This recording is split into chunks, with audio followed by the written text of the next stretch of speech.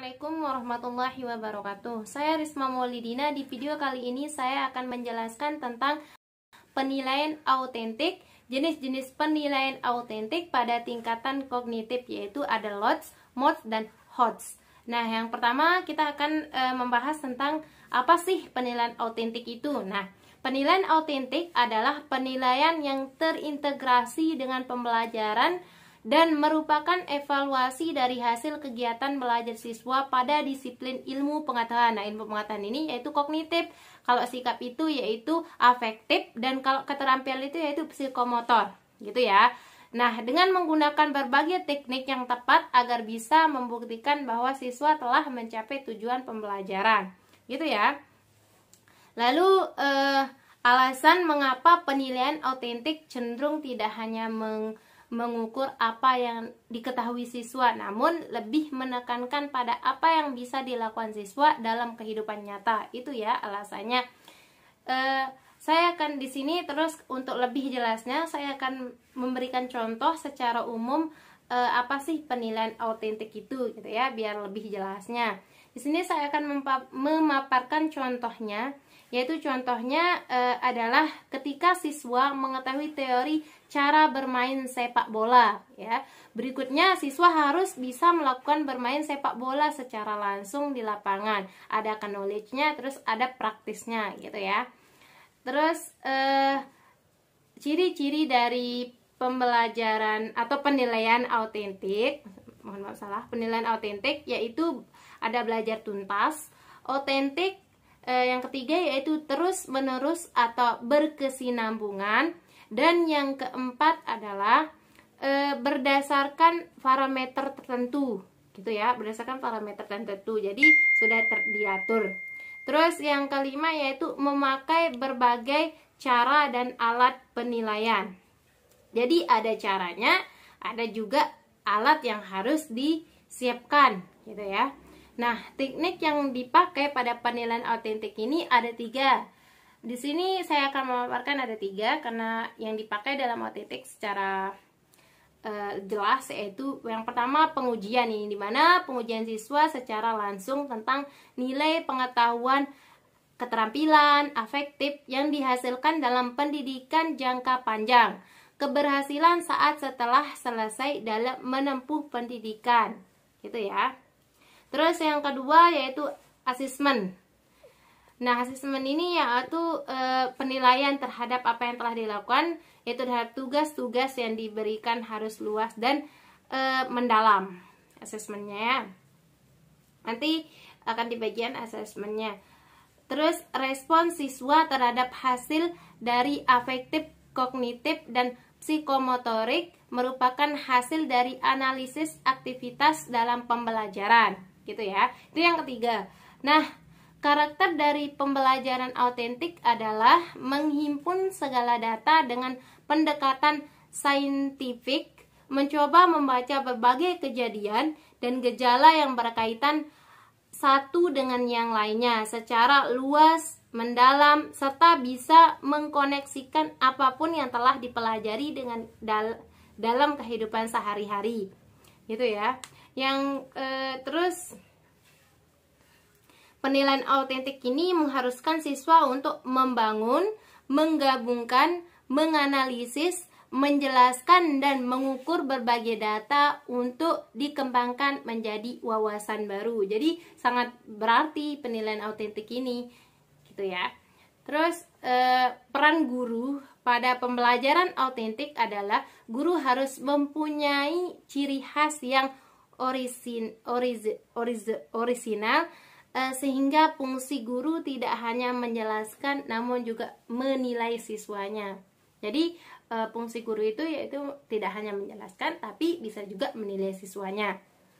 Nah, sekarang kita akan menjelaskan tentang jenis-jenisnya ya. Yang pertama, kita harus tahu apa sih penilaian kognitif itu, gitu ya. Ranah kognitif adalah ranah yang mencangkup kegiatan mental. Mental itu otak. Nah, menurut Bloom, yaitu segala upaya yang menyangkut aktivitas otak adalah termasuk dalam ranah kognitif, gitu ya.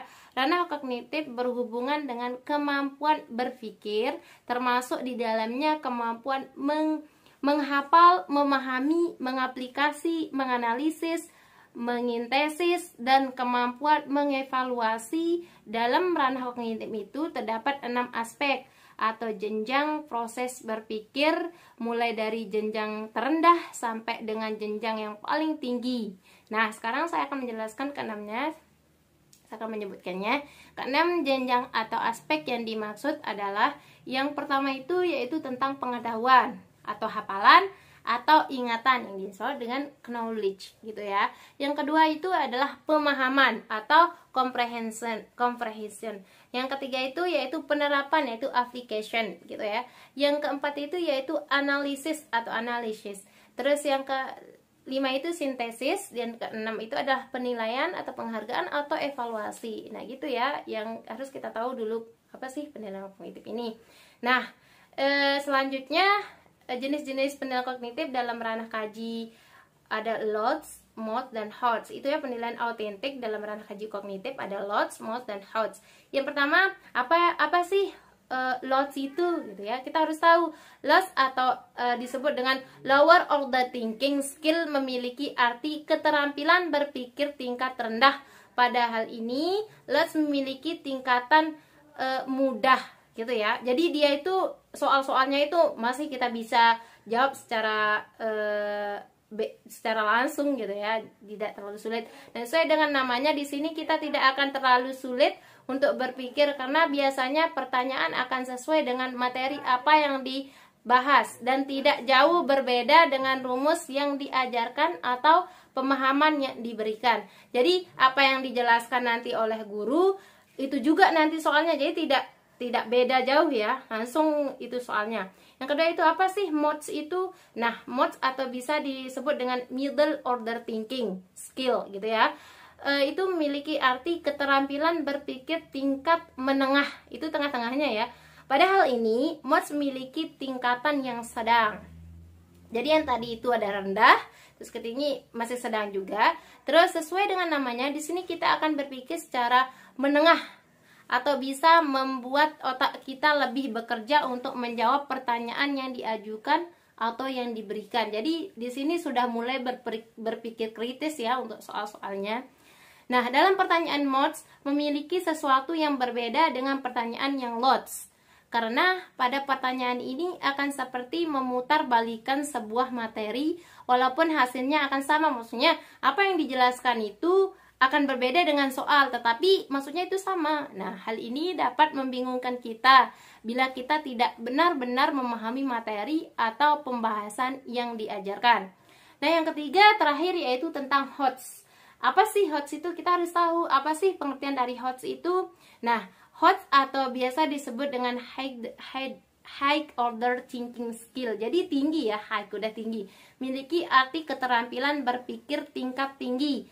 Padahal ini HOTS memiliki tingkatan yang begitu sulit. Sesuai dengan namanya di sini kita akan berpikir secara tinggi. Maksudnya kita akan berpikir secara kritis. Ini lebih kritis dari MOTS ya. Dalam menjawab pertanyaan, dan hal ini benar-benar akan menyulitkan kita dalam menjawab pertanyaan yang diajukan. Jadi ini sudah tingkatan yang paling tinggi. Yang tingkatan rendah tadi ada LOTS, terus MOTS, terus HOTS gitu ya. Jadi HOTS sangat jauh berbeda dengan LOTS dan sedikit berbeda dengan MOTS karena hampir memiliki ciri yang sama dan dapat membingungkan kita untuk menjawab. Dan pada pertanyaan HOTS akan membuat kita benar-benar kritis dalam memahami pertanyaan dan hati-hati dalam menjawab. Kadang soal HOTS itu juga bisa berupa pertanyaan jebakan yang seharusnya kita bisa menjawab, tetapi yang terjadi adalah kesalahan karena kita tidak berpikir secara hati-hati dan kritis dalam menjawab, gitu ya. Jadi HOTS itu kita harus memang benar-benar paham materi yang dijelaskan oleh guru, misalkan oleh dosen juga gitu ya. Jadi HOTS ini sudah tingkatan yang paling tinggi untuk soalnya ya. Dan juga hampir seperti MOTS juga ya, yang bisa memutarbalikkan sebuah materi walaupun akhirnya akan mendapatkan jawaban yang sama. Bila kamu menemukan soal yang HOTS, pastikan hati-hati dalam menjawab karena pada pertanyaan ini kadang memaksa kita untuk berpikir secara lebih dalam dan menyulitkan, karena soal HOTS kadang bisa disebut dengan soal penalaran tetapi sedikit berbeda. Penalaran di sini memiliki arti sejauh mana kita dapat memahami soal, gitu ya. Nah, di sini terus perbedaan LOTS, MOTS, dan HOTS saya akan bahas sedikit ya. Saya akan paparkan tentang LOTS, MOTS, dan HOTS. Yang pertama, LOTS itu ya kesimpulannya yaitu seperti penjelasan saya sebelumnya. LOTS itu merupakan lower order thinking skill. Di sini kita hanya melakukan dua hal, yaitu mengingat dan memahami. Hanya dua hal ya untuk soal-soal yang kategorinya LOTS. Nah, gitu ya. Terus mengingat diartikan sebagai apakah kita bisa mengingat dan menghafalnya. Terus yang memahami itu diartikan sebagai apakah kita bisa menjelaskan apa yang kita ingat dan untuk apa itu, gitu ya. Terus yang MOTS saya akan paparkan dulu. Nah, MOTS ini kesimpulannya yaitu seperti penjelasan saya sebelumnya. MOTS yaitu merupakan middle order thinking skill, ya, menengah ya. Di sini kita hanya melakukan 3 hal ya, ditambah 1 jadinya ya, yaitu mengingat, memahami, dan mengaplikasikannya. Ini sudah tahap mengaplikasikan ya di MOTS. Nah, mengingat itu seperti tadi, yang di LOTS diartikan sebagai apakah kita bisa mengingat dan menghafalnya. Sama juga dengan memahami, sama dengan di LOTS tadi, yaitu diartikan sebagai apakah kita bisa menjelaskan apa yang kita ingat dan untuk apa itu, gitu ya. Terus yang ketiga penambahannya yaitu mengaplikasikan, yaitu yang diartikan sebagai apakah kita bisa menggunakan atau menerapkan hal tersebut dengan baik dan benar dalam kehidupan sehari-hari. Jadi harus ada pengaplikasiannya kalau udah di tingkat MOTS ya. Kalau soalnya itu udah ada aplikasinya, pengaplikasiannya gitu ya. Nah, yang terakhir sekarang ini yang paling kritis ya soalnya, yaitu HOTS. Seperti penjelasan saya sebelumnya juga, HOTS merupakan kepanjangan dari High Order Thinking Skill. Jadi tinggi ya tingkatannya. Di sini kita hanya melakukan 6 hal. Udah ini sudah sampai 6 hal, yaitu mengingat, memahami, mengaplikasikan, menganalisis, mengevaluasikan, dan mengkreasikan. Jadi sudah banyak sekali ya tahapan-tahapan di HOTS. Nah, yang pertama tadi mengingat sama halnya dengan di LOTS dan MOTS, yaitu apakah kita sudah mengingat dan menghafalnya, dan memahami juga sama dengan yang di LOTS dan MOTS, yaitu apakah kita bisa menjelaskan apa yang kita ingat dan untuk apa itu. Nah, yang mengaplikasikan sama di MOTS yaitu sebagai apakah kita bisa menggunakan atau menerapkan hal tersebut dengan baik dan benar dalam kehidupan sehari-hari. Nah, yang penambahannya itu menganalisis, yang diartikan sebagai apakah kita berpikir kritis dalam melihat sesuatu atau soal-soal yang diberikan.